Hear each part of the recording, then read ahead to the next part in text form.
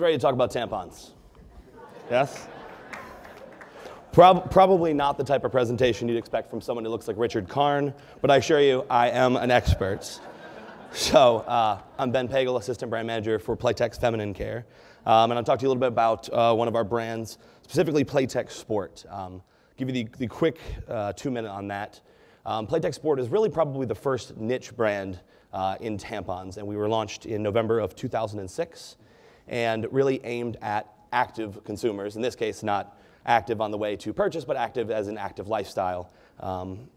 And very sporty women, obviously, as the name implies. So given that we're still a fledgling brand, as I would say, 5 years old, it's very important still for us to be driving awareness, driving trial, and obviously, of course, driving purchase.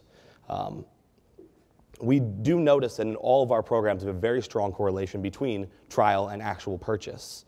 But we wanted to reach our women where they would be thinking about our product. They can actually be purchasing it at the health clubs, but it's where it's contextually relevant to their day. Many women would be using the product at the time, or think maybe they should have been using the product at the time. And it's very targeted to the types of women that would identify with the concept of a sport brand. So what we did was we worked with Zoom Fitness to create a 360-degree program.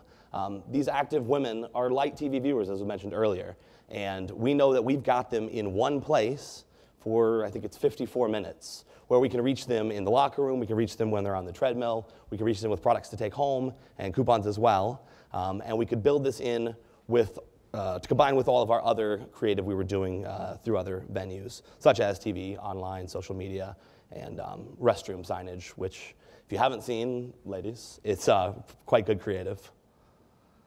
So specifically, the fitness program, the one we'll be talking about is actually the second execution of 3, which should already be a good sign looking at that. But we did an 8-week program integrated with Sight, Sound, and Motion, which was the digital piece, which was out on the televisions by where the treadmills and the ellipticals, et cetera, were. There was static media in the locker rooms, which I actually did get to tour, which is kind of an interesting experience, gentlemen, to go. Dave can tell you they didn't actually clear the locker rooms. They just said there's a guy coming in, and it seemed to be okay. So we had the static media, and attached to the static media was distribution for coupons, as well as sampling, which was sort of the overarching big piece of this was the sampling to take home and hopefully use. So we do have the 15-second spot. If someone could hit play on that, that'd be great. Playtex Sport tampons give you non-stop confidence. With our unique anti-leak backup layer, you've got sport-level protection and comfort that moves with you, keeping you unstoppable. Playtex Sport, be unstoppable. So what did we do? Obviously, we wanted to know how this performed, and we did a bit of our own proprietary research. We did 502, because 500 wasn't enough, interviews in Philadelphia and in Dallas. We waited 8 weeks after the sample. For the gentleman in the audience, not every woman needs one right away. So we have to wait to have a chance to make sure that our target has a chance to use the sample if necessary.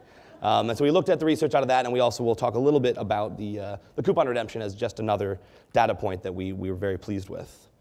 So now to the actual important numbers. You can see that we were reaching the right people. We were reaching the consumer and the purchaser as the same person, which was very important, 63% by their own. And if you look at the next two, the 9% and the 10.6, those would be the younger, I'm not sure if you can actually read that, but the women that say someone else buys it for them, or they recommend brands for their mother to buy for them. That would be the younger cohort, which was not who we were reaching this program. So the really good points here are, as I mentioned, awareness is extremely important still as a young brand. So we saw a 24% bump in brand awareness from the test to the control cells. We saw purchase intent go up 78% at 99% confidence level, which obviously extremely pleased with as a client. But we are here to talk specifically about actual purchase, not just intent, as well as what did video do for us. So you can definitely see that the women who were exposed to the video place-based, which was again our 15-second, as well as received the sample, were 43% more likely to actually purchase the product afterwards, which is obviously what I'm looking for them to do. And then we can see from sort of the final measure, the coupon redemption was actually pretty stellar for just a take one. And it was, as I put on here, 5 times better than some of our lesser performing FSIs. But we were very, very pleased with that part of the program as well. And it was not a fluke. Redemption has been consistent across all the programs we've done in health clubs with Zoom. So the results and implications is really the most important part.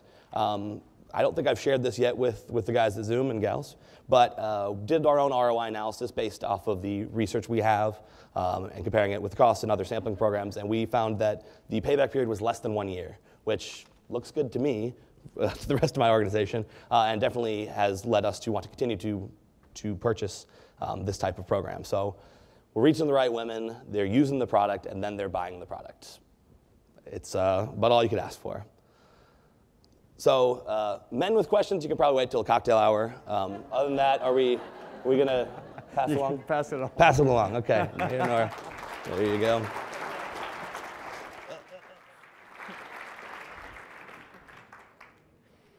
Good morning. I am Nora Schultz. I'm the president of Naturally Nora, which is a company that makes baking mixes. And I'm here today to tell you about our experience with the AdSpace Digital Mall Network. So Naturally Nora is really a fledgling brand. We are a brand new company. We've been around for 3 years. And what we really are doing with our baking mixes is going to become an all-natural Betty Crocker. Our products are better than what you find on the market right now. They're truly homemade and completely different from the other products out there. So what we need to do, like any classic new brand, is really generate awareness. Tell people about our products, generate trial. The challenge for us is, as a small company, we don't have the budgets of our competitors. We also have a very selective distribution strategy where we are really only in key retailers, in key markets. We are not nationally distributed yet. So that in this area, for example, the best place that you can find us is Wegmans or potentially King's. So any advertising that we do has to be extremely targeted. And so we have to do something really different to be able to stand out. So what we really wanted to do was find a way to reach our key target, key ingredient-conscious moms, young families, in places where we could really reach them and our competition didn't. So we worked with AdSpace to go to malls, shopping malls, food courts, places near retailers that we were in, and we could drive them directly into the stores. And the beauty of this is that, as a small company, we put all of our effort behind this. No other advertising. It was a pure market test, so we could really see some results. Specifically, what we did with AdSpace, we developed a series of 15-second spots. We tagged them with specific retailer logos. We put them into the malls during our key holiday baking season, which is when most baking purchases happen. You know, consumers are baking for the holidays.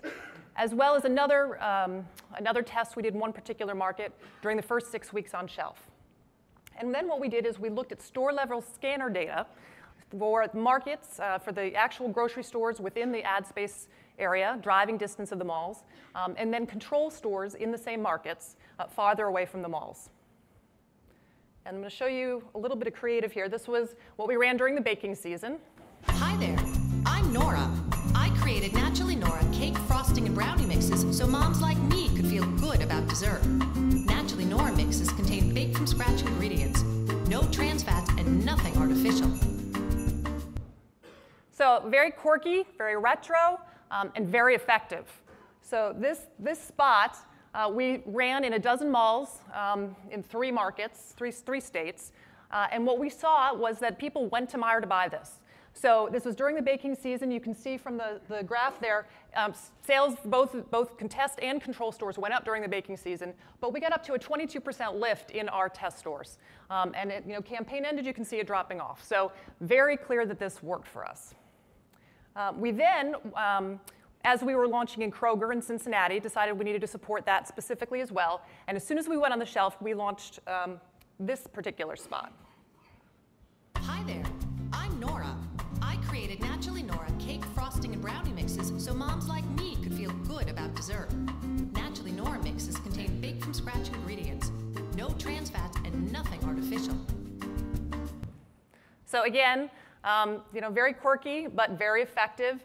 And what we saw was at Kroger, we saw our sales up 23% in our test stores versus control stores. So, first 6 weeks on the market, we want to see things like that happen. And we were really, really excited about this. So to sum up, new brand, really needing to figure out how to stand out from the crowd. We found this to be a terrific way for us to do that. And at the end of the day, it drove sales, which is what we're all here for. So thank you very much.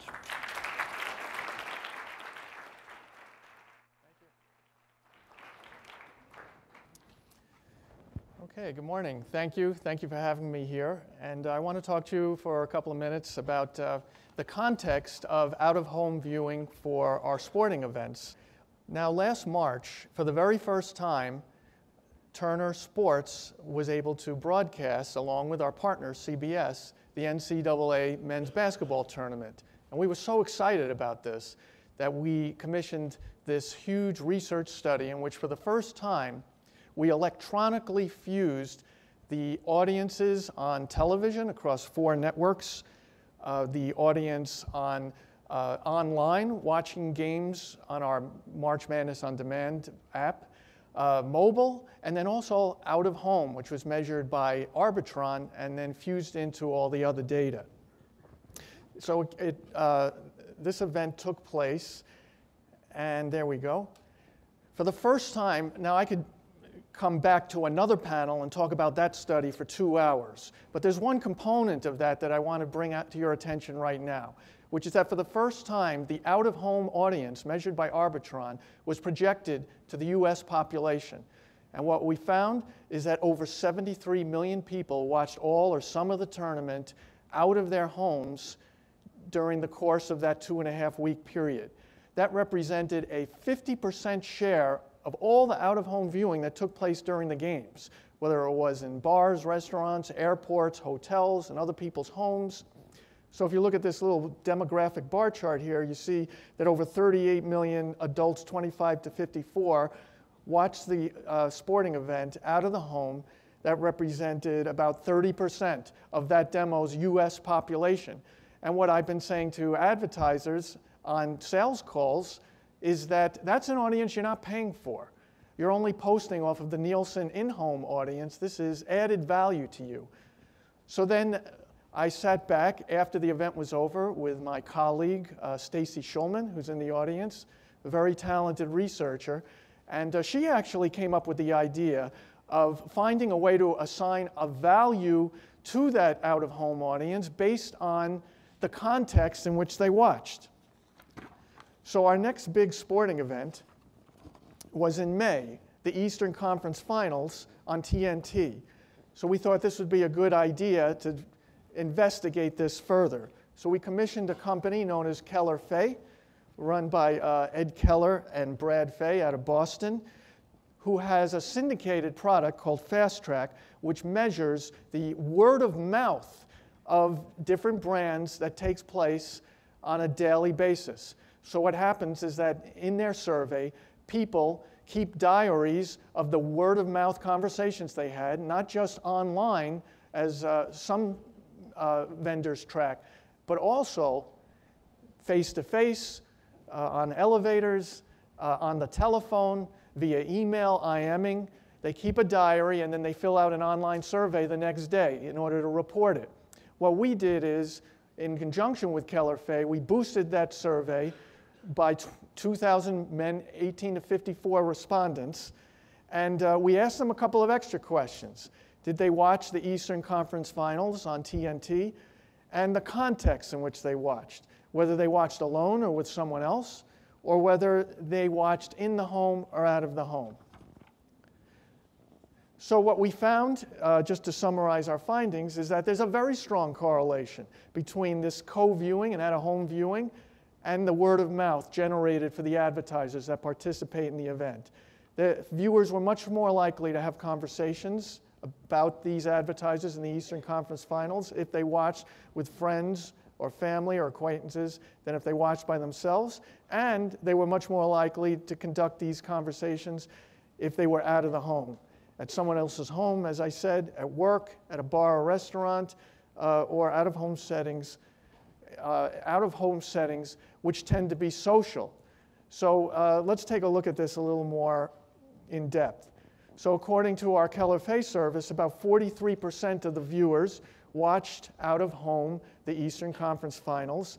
The bulk of that, on a percentage basis, was at a bar or a restaurant or at someone else's home. And then there were some that watched at work, while traveling, or at an airport. So then we also asked about their social viewing. Did they watch alone? Did they watch with a friend or family? And did they watch with an acquaintance or people maybe that they didn't know in a social setting?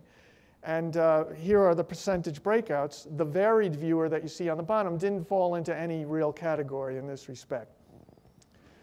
So just to get a little specific on the results, what we're seeing here is that we divided our advertisers up into $1 million advertisers, those that spent at least $1 million on the Eastern Conference Finals, and the top 12 advertisers. And then we indexed their conversations about these advertisers based on all of the audience that we measured.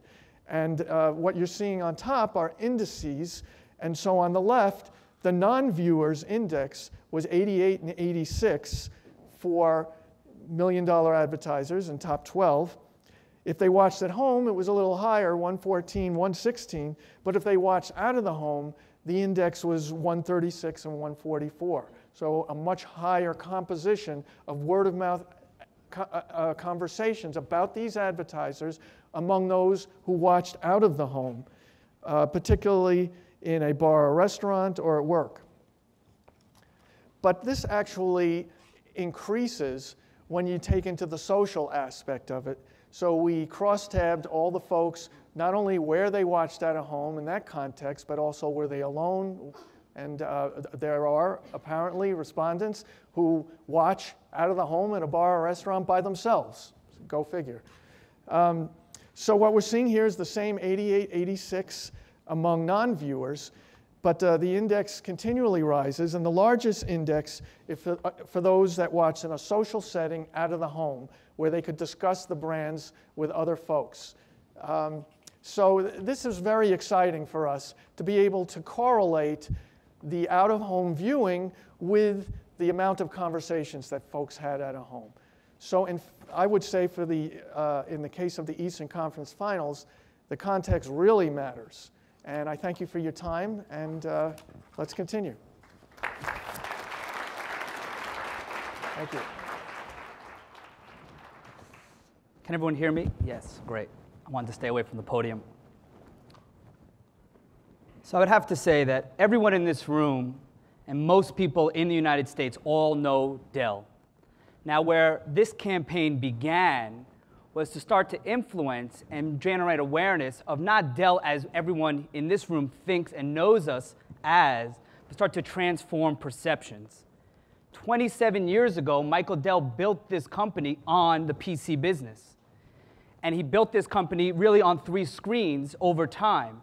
It be tablets, desktops, laptops, and as well as mobile. But for the business decision maker and the IT decision maker, it's not just around the hardware that they're interested in. It's all about the end-to-end solutions. And as everyone sees in the trades and in the press today, Lenovo is committed to the PC business, but that is where their focus is. And HP is spinning off their PC business. So what is the stability in that company as we know it? And when you look at Dell, it's a company of history, of stability, and end-to-end solutions. So this campaign was all about how do we generate awareness about Dell's solutions, such things as cloud computing, efficient IT, healthcare solutions, and education, and all of the services we're providing to schools around this country and around the world. So that's where the Power to Do More campaign began. It began in a place of not high awareness for our solutions, and figuring out what media channels we can leverage along the path of our customer journey to influence them and make them aware of these solutions. Knowing that television is going to play a key role in generating the overarching awareness of this campaign, but trying to get more targeted in our approach, utilizing digital place-based media, utilizing traditional out-of-home media as well. Actually, around 20% of our entire budget for the Power to Do More campaign here in the US was against out-of-home advertising. Of that, close to 25% of the entire out-of-home expenditure was against digital out-of-home media. And what I'm going to walk you through today is a partnership that we had with Captivate that allowed us to really zone in on that business decision maker and IT decision maker and really start to influence the way that they perceive Dell as a company. So why digital place-based? I mean, we can always say this. I actually walked in a little bit late this morning, but I'm sure everyone said it already. Location, location, location. What I love about digital place-based is the opportunity to target the end user with a specific message and with multiple messages. Like I just mentioned, the Dell campaign wasn't just talking about cloud computing or about our leadership stance in the healthcare industry or just about education. There were multiple solutions that we had to get out there in the market and give these solutions a fair share of voice in the breadth of the campaign. So in doing so, place-based media in the digital space allowed us to rotate in all of these different creative executions. And in the form of Captivate, it allowed us to touch them right before they were going to start their day in the elevator. I mean, all of you saw Captivate in your way up to the 5th floor here. If you take a little your own ethnography and you look at Captivate in your own buildings, if it's in there, you'll see at least, if an elevator packs with 7 people, at least 5 of those 7 people will at least be looking at the screen for their short journey up to their office. So that was just another touch point we wanted to extend for this campaign. Thank you. So what did we do with Captivate? What we did with Captivate was we didn't want to just run our campaign. We didn't want to just take the TV spot, which obviously had sound, and run that on their network. We had to tailor creative specifically for the environment. Quick-hitting, provocative, thought-provoking statements and messages that would get people talking and maybe share this campaign with others in their environment and within their office. So we actually worked with Captivate and we came up with these power tips of the day. And truthfully, where context matters here was it was just something quick, something that they could remember, something that was relevant for this journey to their office in that day, something that potentially they would want to share on with others in their office. Looking at the creative, we did leverage the TV asset, as most of you have probably seen it on cable news, cable sports, and cable entertainment networks. It's also running on Sunday morning, shows like Meet the Press and This Week. But very much so, we wanted to take that TV spot, that 30-second TV spot, make it into a 15 so we can run it online. But then how do we make it relevant for this environment? What pieces of the TV creative do we cut and splice up to make sure that this is something that's memorable within this environment? Putting out such statements as powering 25 of the world's most popular websites. Actually, for those of you that actually travel through Penn Station, you might have seen this for the month of September right adjacent to Penn Station. Actually, from a traditional out-of-home perspective, for those of you that traveled maybe from the east side from Grand Central, you might have seen us, we wrapped the entire shuttle train in the month of October. And in doing so, we're mixing together the beauty of traditional out-of-home as well as digital place-based, and using the traditional channels to break through to this core audience that we know are making the purchase decision makers and helping to really influence this part of the category. So I only have one slide of results, but I think they're pretty powerful. When we look at results for the Captivate campaign, ad recall scores were 46% higher than Captivate average recall scores. Okay. Not bad. Post-campaign, Dell experienced significant 322% when we're looking at the IT influencer, and that was important. We used surveys to be able to establish, are you the IT influencer within your corporation? Are you the business decision maker? And we also had a target called the broad elites. And as you can see, in regard to the post-campaign data, within all of these key metrics, there was a significant increase. investment here was worth the time, the energy to tailor the creative. It was a smart investment for MediaCom. It was a smart investment for Dell. And this isn't the only digital out-of-home place-based company that we're doing research with.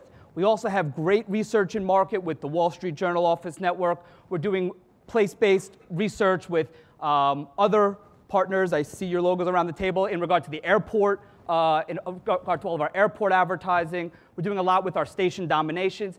And 2 years ago, when Dell had a global campaign called Take Your Own Path, I was begging anyone within this room, can we do research? Is there anything you can tell me that I can start to increase my investment here?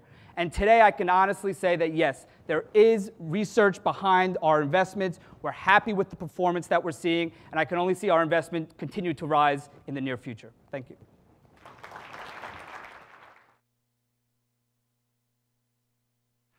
Thank you. So it was actually very interesting to come up after Dell because I came up to talk about Intel. And I think one of the more interesting things to talk about when you think about Intel is that it's an ingredient. So I've been listening to people all day talking about the retail environment. And while it's obviously important that PCs are selling because that's where Intel's ingredient is, it's also very important that like manufacturers like Dell are putting it in there. So it's an interesting message in how you influence the ultimate buyer to get them to think about something that is not what they go into a store and ask for. So as we look at this, we have several different audiences that we run campaigns against, but I want to talk today specifically about the corporate campaign that we run, which is how we are trying to talk to people who are the global opinion leaders, the broad elites, the C-suite people, who we are trying to maintain the corporate reputation with, which greatly influences not only the purchases of Intel, but obviously the stock price as well. And we were doing that through the long-term campaign that's been running called Sponsors of Tomorrow. So as we begin to look at it, we're always looking to make sure that contextually we are going out and ensuring that the media is going to be in places that are going to give us the contextual and relevant business environment in which we want to reach these people. There's less research on them and there's an opportunity for us that we have to make sure that we are targeting as much as the right properties as we possibly can and being in the right place. And we have a long relationship with the Wall Street Journal in print and in digital, and it's something we had been doing for a long time, but we had not gone out and talked to them about looking at their digital based advertising. And so when we had an opportunity to work with the Wall Street Journal on the Office Network, we said this is a great opportunity for us to look at how we can have the chance to be able to drive the emotional connection that leads to the advocacy for Intel so that we can put it exactly where we want to. So as we began to work with them, we said, this isn't a geographic buy. We're not looking to go out and say, we want to be in what happens to be this list of markets that we ended up in. But what we said is we need to be in those areas where we can talk to the corporate leaders among the types of corporations that we're looking at. So we worked very closely in partnership with them in being able to go out and define where those corporations were and came up with this list of markets. We then were able to take what were already some of our existing assets that we had been able to do for digital, that we had video, that we also had static, but we were able to take video that had not been created for television, but was specifically created for the digital online space and be able to put that into the market. But because this was something that we had not been able to, had not done any work specifically with the Wall Street Journal up until that point, with the Wall Street Journal Office Network, we asked them to do some research for us. So we were able to get some very significant results, which we were very pleased with. First of all, we had very positive numbers, but we had a 33% lift of those people who were Wall Street Journal Office Network viewers ahead of all of the other competitive technology brands. We had a 21% increase in unaided brand awareness and a 41% lift in aided brand awareness. Obviously numbers we were pleased with. And certainly this is incredible. When we looked at it, purchase consideration among those people who saw it in top box was 71%, with a 14% lift in the second box. So we were obviously very pleased.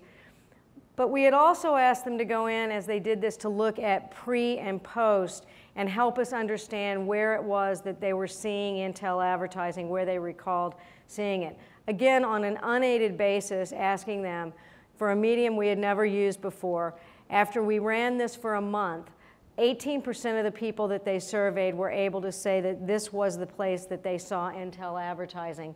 While there were certainly other areas and there were lifts, but this was something that we found to be something that told us that digital place media, while we've used it in other areas, we have not used it extensively against this audience. So as we continue going forward, looking at multi-platforms is something that we're always trying to do, and contextual relevance on these against this target is of key importance to us. This gives us an opportunity with digital place media to be able to look for those areas that give us the most contextually relevant areas that we can go into.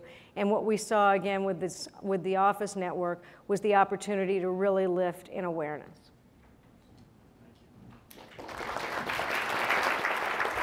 Thank you. So we're going to open up for questions, but beforehand I have two to each of our panelists. There are many clients in the audience today. If you could give one piece of advice from your learnings to the other clients in the room, what would that one piece of advice be? That'd be my first question. And the second one is, you've got media operators in the room of digital place-based. What would be your one ask? So advice to clients and the one ask to digital place-based media operators. Well, I'd say advice to clients, as I mentioned, was that we used it specifically as part of a 360-degree program, not as one simple media element. And I think that was really what the key was there, because we saw all the different metrics we saw that came out of it, and the women that saw the video bought more. But part of that as well was they had a chance to try the sample. They had the call to action with the coupon, and they obviously saw the creative in the bathrooms as well. So I think use it as a piece, not as a whole. I would say to media operators, I get a lot of phone calls. As I'm sure you all very well aware, especially from earlier conversations, you gotta get my media agency on board first. But you can talk to me directly as a client, but be brief, don't expect an answer right away. Give me something I can take away. I don't hold all the purse strings, I'm just an ABM, but I do have influence. But give me something I can sell with. Come with an answer, not just questions. Thank you. What is that annoying sound that keeps playing? Is that you? Would you be so kind as to turn that off? No, it's not yours? Is it somebody's on the purse? Let's just throw that outside, shall we? Okay. Yes, thank you. For clients, I think the one thing that I would say is that the context and the creative is so key. When you're doing creative in a location like this, in a place like this, you can be incredibly disruptive. And I think if you have the capability of using audio, do something different. I think that we found that having my voice, people really responded to that. They're not used to hearing something like that. They're not used to having someone say, "Hey, you," as you're walking through a mall. I think that can be incredibly powerful. So really think about the creative and how you're really using the medium to its full capability. And to media operators? To media operators, I think at the end of the day, what we're looking for is really to move the needle. We want to drive some sales. So I want to know how this particular medium is going to really do that for me. And in some places, I can tell it's very easy, but in other places, you really need to make the case. Thank you. Well, I would say to advertisers and agencies that I'm very passionate about the power of sports, of live event programming, of programming that people are not time shifting when they watch it, that they're engaged and very passionate about. And so I think you should take that into your consideration set when you are considering your buys. And for operators, and I don't have as much experience with place-based advertising operators as my colleagues here do, but I would say the same thing. That, for instance, we showed league division and championship baseball games on the airport network, even though it's a CNN network, because we understand the power and engagement of live sports And I think when you're looking for content, you should consider that as well. Thank you. So for clients, I would say have fun. Enjoy what you do and actually take calculated risks. Try new things. Go and invest your money in areas where you haven't invested before. Why not do something and gain additional learnings versus doing the same thing over and over again? So for clients, be innovative, be bold, take calculated risks, and allow for your agencies to lead you in that direction and test new properties. And then for partners in this room, personally, I'd say bring it. Bring me your best. Show me that what you're trying to influence me to buy for Dell is the best possible scenario, best possible offering you have going for you. And if it's not just the same thing, tried and true same thing that you sell every single day, try to integrate something new into it. Bring me your best, because that's what Dell expects of us, and that's what we're going to always deliver. And you know, once again, even have fun with what you do. On October 26th, we're going to be doing a Times Square event right outside the doors here, taking over the NASDAQ screen and the Reuters screen, and actually influencing folks about the power to do more, and actually allowing for customers to get involved in this campaign and letting us know what if they had the power to do more, and write this on a placard and then hold it up, and then we'll be piping that in live feed on the Reuters and NASDAQ screen on October 26th. So come out, enjoy what you do, enjoy this campaign. Thank you.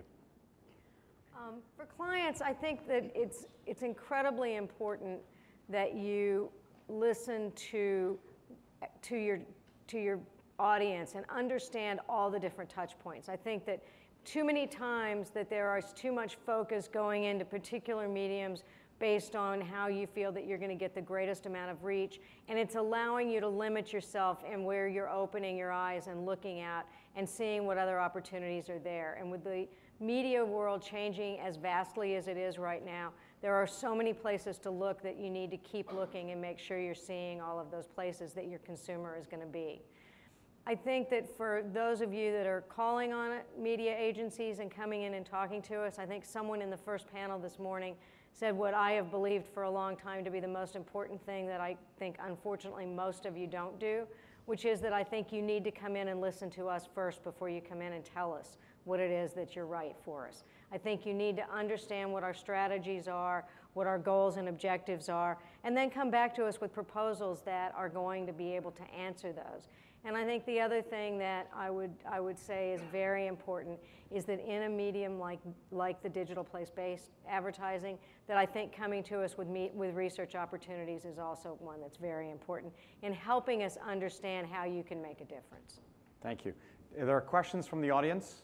Please raise your hand. Chris has a question up front. If you could just bring the mic. Wait, Chris, wait, Mike.